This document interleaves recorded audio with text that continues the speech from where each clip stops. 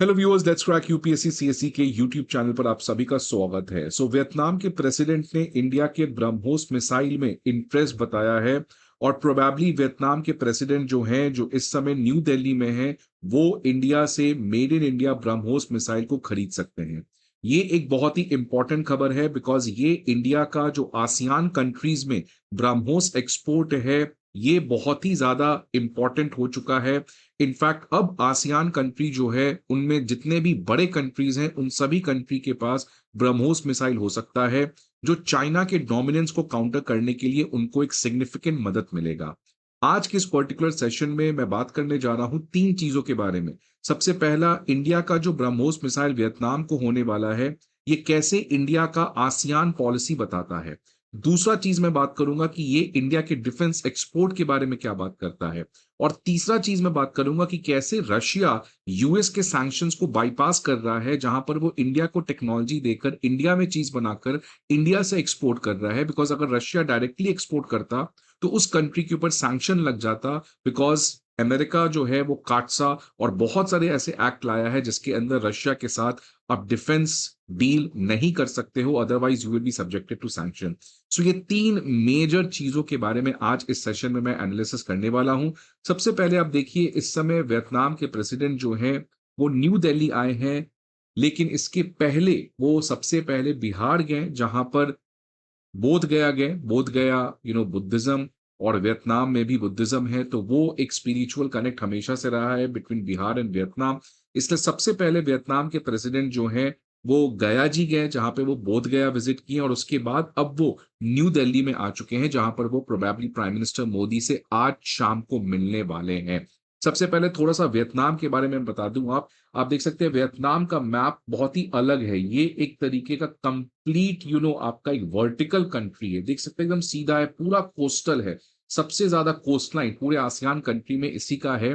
China से इसकी border है। और वियतनाम में आपको पता है वियतनाम वॉर हुआ था between north Vietnam and south Vietnam, जो अमेरिका और चाइना इन सभी के बीच में एक प्रॉक्सी वॉर वियतनाम में ऑलरेडी हो चुका है। वियतनाम जो है वो 20th सेंचुरी में, पिछले सदी में हमेशा से वियतनाम वॉर की वजह से जाना जाता था।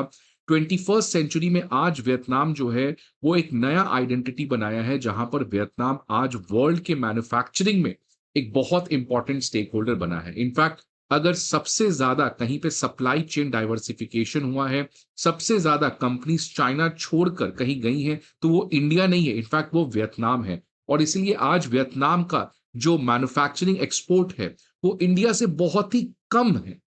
इंडिया के कंपैरिजन में बहुत बड़ा गैप नहीं है। Difference is very very small. मतलब वियतनाम जो है एक छोटा कंट्री होते हुए आज एक सिग्निफिकेंट मैन्युफैक्चरिंग एक्सपोर्ट करता है as compare to a large country like India. इसलिए वियतनाम की 21st सेंचुरी में एक बहुत इंपॉर्टेंट आइडेंटिटी बनी है that it is a mini mini manufacturing power house, जो आज चाइना के ऑल्टरनेटिव की तरह वर्ल्ड को समझ में आया है। अब ब्रह्मोस डील जो है वो वियतनाम के साथ हो सकता है। आप देखिए न्यूज क्या आ रहा है कि वियतनामीज जो प्रेसिडेंट हैं वो ब्रह्मोस मिसाइल खरीदने का बात कर सकते हैं जब वो इंडिया विजिट करेंगे। अब तो वो क्योंकि इंडिया आ ही चुके हैं, तो ऑब्वियसली इसके बारे में प्राइम मिनिस्टर मोदी और एनएसए से बात हो सकती है। ये जो डील है ये बताया जा रहा है as per the source 6,000 crore का डील होगा, जहां पर इंडिया जो है वो मेड इन इंडिया वियतनाम को ब्रह्मोस अपना भेजेगा। और साथ ही साथ ब्रह्मोस मिसाइल को लेकर जो ट्रेनिंग और लॉजिस्टिकल सपोर्ट है, that also India is going to provide it to Vietnam. India जो है उसका कहना है that it considers Vietnam a key part of its strategy to ensure stability in the Indo Pacific region and China's growing influence. इसलिए आज India जो है वो स्ट्रेटेजिक आउटरीच वियतनाम और तमाम आसियान कंट्रीज को कर रहा है, because ASEAN is going to provide the stability in the Indo Pacific. मैं थोड़ा सा आपको कॉन्टेक्स्ट बता दूं, इस समय वियतनाम और चाइना के बीच में जो पहले हमेशा अच्छा रिश्ता था, आज रिश्ता उतना अच्छा नहीं रहा है। Although yes, economic relation Vietnam और चाइना का बहुत स्ट्रांग है। इनफैक्ट वियतनाम का सबसे लार्जेस्ट ट्रेडिंग पार्टनर चाइना है, ठीक है। बट जियो पॉलिटिकली आज वियतनाम और चाइना के बीच में काफी डिफरेंसेस हैं। और सबसे बड़ा डिस्प्यूट साउथ चाइना सी में, जहां पे पैरासल आइलैंड और स्पार्कले आइलैंड, इन दोनों का क्लेम वियतनाम करता है, लेकिन चाइना इसको इलीगली यहां पर ऑक्यूपाई कर रखा है। इनफैक्ट पिछले 2 सालों में जिस तरीके से टेंशन्स बढ़ी है, ये काफ़ी रिमार्केबल है। आप देख सकते हैं China Vietnam tensions flare over South China Sea और चाइना के अल्टरनेटिव में वियतनाम खुद अपने फोर्टिफाइड आइलैंड्स जो है वो साउथ चाइना सी में बना रहा है। और आपको पता होगा कि ये केवल वियतनाम की कहानी नहीं है, ये तमाम आसियान कंट्रीज, फिलीपींस, मलेशिया, ये सभी कंट्री, इंडोनेशिया, ये जितने भी कंट्रीज हैं, ये आज चाइना के साथ रहना तो चाहते हैं बिकॉज़ इन सभी कंट्रीज का लार्जेस्ट ट्रेडिंग पार्टनर चाइना है। बट इनको पता है क्योंकि आज इतनी ज़्यादा पावर गैप हो चुकी है, कल को चाइना यूनिलैटरली इन कंट्रीज के साथ प्रॉब्लम ज़रूर क्रिएट कर सकता है। अब इसी कॉन्टेक्स्ट में ये जितने भी आसियान कंट्रीज हैं, ये अपने डिफेंस को काफ़ी ज़्यादा बूस्ट अप कर रहे हैं और उन सभी में एक चीज़ कॉमन है, they all want India's BrahMos. इसलिए देख सकते हैं जस्ट अप्रैल 24 2026 की एक खबर है कि इंडोनेशिया ने ब्रह्मोस डील इंडिया के साथ किया। इसके पहले फिलीपींस जो है वो भी इंडिया के साथ इसी तरीके का ब्रह्मोस डील कर चुका है। लास्ट ईयर थाईलैंड के जो हेड ऑफ स्टेट हैं वो विजिट की और स्ट्रेटेजिक पार्टनरशिप हुआ, अगेन एक important ASEAN country. Prime minister ब्रूने Singapore गए, मलेशिया गए। मलेशिया के प्राइम मिनिस्टर खुद इंडिया आए थे 2018 के बाद पहली बार।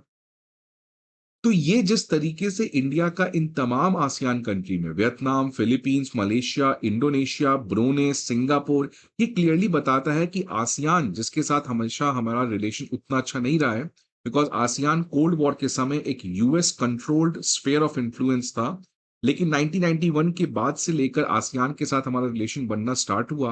लेकिन आज रिलेशन में इकोनॉमिक रिलेशन के अलावा एक जियो स्ट्रेटेजिक रिलेशनशिप भी बनते हुए नजर आ रहा है। अब आखिर इसका एनालिसिस क्या है ये मैं आपको थोड़ा बता दूं। ये जो आसियान कंट्रीज हैं, आज ये सभी कंट्रीज को चाहिए क्या? शांति। लेकिन इनको पता है कि आने वाले समय में यूएस चाइना जो ग्रेट पावर्स हैं, इनके राइवलरी में बेचारे ये ना फंस जाएं। आपने देखा कैसे ईरान इजराइल या ईरान अमेरिका के वॉर में यूएई फंस गया, सऊदी फंस गया, ये सभी कंट्रीज स्टक हो गए। इन कंट्रीज का भी यही डर है कि कल को अगर यूएस चाइना का टेंशन हो तो हम नहीं फंस जाएं। इसलिए these countries want stability, these countries wants to have rule of law. और इसीलिए जितने भी ये आसियान कंट्रीज हैं, ऑल्दो ये चाइना यूएस के साथ स्ट्रांग रिलेशन रखते हैं, लेकिन ये आसियान कंट्रीज को पता है कि इस पूरे एरिया में अगर कोई source of stability long term में without any self interest provide कर सकता है तो वो है इंडिया। इसलिए आसियान कंट्रीज जो हैं वो अपने मिडिल पावर डिप्लोमेसी को काफी स्ट्रांग कर रहे हैं और उसमें सबसे इंपॉर्टेंट जो प्लेयर यहाँ पे बना है वो है इंडिया। इनफैक्ट मैं आपको अगर एक न्यूज दिखाऊं तो लास्ट ईयर आपको पता है आसियान की मीटिंग हुई थी और आसियान डिफेंस मिनिस्टर्स ने कलेक्टिवली ये कहा कि इंडिया जो है वो एक रिस्पॉन्सिबल सुपर पावर है इंडो पैसिफिक में। आप देख सकते हैं ASEAN defence minister hails India's role as super power in the Indo Pacific. तो ये आसियान का आउटरीच है इंडिया। सो आसियान जो है वो बहुत ही केयरफुली इसी चीज को द डिप्लोमेट में कवर किया गया है कि आसियान आज चाइना और अमेरिका दोनों से नेविगेट कर रहा है। आसियान का चाइना से एक बहुत स्ट्रांग इकोनॉमिक रिलेशन है, आसियान का यूएस के साथ एक स्ट्रांग डिफेंस रिलेशनशिप है। बट आज आसियान को पता है कि ये दोनों अनप्रेडिक्टेबल है। इसलिए although ASEAN is having relation with both, but ASEAN दिल से चाहता है रिलेशन मेरा इंडिया के साथ हो। And similarly India also wants कि आज इंडिया का भी सेम प्रॉब्लम चाइना के साथ है। We have the greatest economic relation, largest trading partner है, लेकिन पॉलिटिकल टेंशंस हैं। यूएस से हमारा डिफेंस काफी स्ट्रांग है लेकिन अगेन अनरिलायबल पार्टनर है। तो ये जो मिडिल पावर अलायंस होते हुए दिख रहा है ये काफी इंटरेस्टिंग है।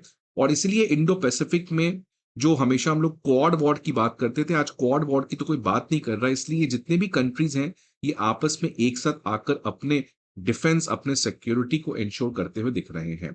अब ये जो ब्रह्मोस का डील हमारा वियतनाम के साथ हो सकता है 6,000 करोड़ का, ये क्लियरली बताता है कि आज डिफेंस हमारी जो प्रोडक्शन है वो कितनी रिमार्केबली बढ़ी है। इनफैक्ट ये आज का न्यूज है जहां पर हमारे यूनियन मिनिस्टर जितेंद्र सिंह जी ने कहा है कि इंडिया का जो डिफेंस प्रोडक्शन है वो पिछले 10 साल में 175% लगभग, to be very precise 174% times हमारा डिफेंस प्रोडक्शन बढ़ा है। देख सकते हैं डिफेंस प्रोडक्शन लास्ट ईयर हमारा लगभग 1.5 लाख करोड़ का हुआ था और अगर एक्सपोर्ट की बात करें तो वो 34 टाइम्स बढ़ा है। इनफैक्ट लास्ट ईयर आपको शायद डेटा पता होगा जो हमारे पास इस समय सबसे अपडेटेड डेटा है, राजनाथ सिंह सोशल मीडिया पे ट्वीट करते हैं जहां पे उन्होंने कहा कि इंडिया का जो डिफेंस एक्सपोर्ट है 2024-25 के फाइनेंशियल ईयर में वो लगभग 24,000 करोड़ है। मैं आपको एक और डेटा बता दूं, 2013-14 में हमारा जो टोटल डिफेंस एक्सपोर्ट था वो 650 करोड़ था, और आज वो डिफेंस एक्सपोर्ट पिछले 10 साल में बढ़कर 24,000 करोड़ के एक रिमार्केबल डेटा पे पहुंचा है। और 2029 तक का हमारा टारगेट है कि डिफेंस एक्सपोर्ट हमें 50,000 करोड़ पर भेजना है।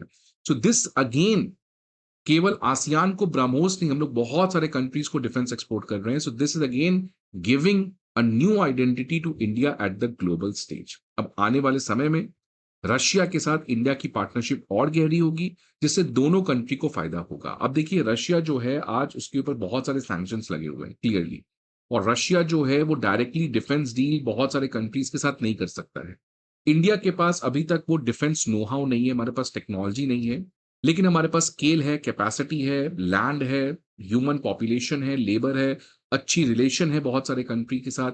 इसलिए दोनों लीडर्स बहुत स्मार्टली एक अनअनाउंस्ड अलायंस बना रखे हैं, जहां पे रशिया जो है वो इंडिया को टेक्नोलॉजी ट्रांसफर कर रहा है, इंडिया में वो चीज प्रोड्यूस हो रहा है, और इस प्रोड्यूस किए गए चीज को हम तीसरे कंट्री में एक्सपोर्ट कर रहे हैं। तो ब्रह्मोस किसने भेजा? इंडिया ने इंडोनेशिया को, इंडिया ने फिलीपींस को, इंडिया ने वियतनाम को। तो इन कंट्रीज के ऊपर सैंक्शन तो लग नहीं सकता, because they are not directly buying from Russia, जिसके ऊपर एक सैंक्शन लगा हुआ है। तो ये जो टेक्नोलॉजी ट्रांसफर रशिया स्मार्टली कर रहा है इंडिया को, और इंडिया उसको प्रॉपरली प्रोड्यूस करके एक्सपोर्ट कर रहा है थर्ड कंट्री में, this is really changing the game. और इंडिया का आपको पता है कि एक इंपॉर्टेंट फ्री ट्रेड एग्रीमेंट इस साल हो सकता है between the Eurasian economic union, जिसमें रशिया, बेलारूस, अर्मेनिया, किर्गिस्तान और काजाख्स्तान है। और इसके बाद जो टेक्नोलॉजी ट्रांसफर रशिया करते आया है वो और सिग्निफिकेंटली बढ़ जाएगा। इनफैक्ट लास्ट ईयर आपको पता है कि रशिया ने इंडिया को कहा था कि जो फिफ्थ जनरेशन सुकोई 57 है उसका आप पूरी तरीके से टेक्नोलॉजी ले लें। अगर ऐसा होता है तो इंडिया जो है वो सुकोई 57 को इंडिया में प्रोड्यूस करके इसको थर्ड कंट्रीज में एक्सपोर्ट भी कर सकता है। And the same goes with S-400। सो आने वाले समय में आप देखेंगे तीन ट्रेंड जो मैं इस वीडियो में कंक्लूड करना चाहता हूं, काफी इंपॉर्टेंट हो जाएगा। पहला ट्रेंड है, इंडिया का रिलेशन आसियान के साथ काफी बढ़ने वाला है, बिकॉज ये मिडिल पावर अलायंस आज वर्ल्ड में सबसे इंपॉर्टेंट फोर्स ऑफ स्टेबिलिटी बनेगा। दूसरा, इंडिया का डिफेंस एक्सपोर्ट काफी बढ़ने वाला है। और तीसरा, इंडिया रशिया का ये जो स्ट्रैटेजी है, जहां पे रशिया इंडिया के थ्रू टेक्नोलॉजी ट्रांसफर करके थर्ड कंट्रीज में एक्सपोर्ट करेगा सो दैट सैंक्शन ना लगे, ये और ज्यादा ट्रेंड स्ट्रांग होगा आने वाले समय में। आई होप आपको ये वीडियो अच्छा लगे। See you again some other video. Till then, goodbye, take care.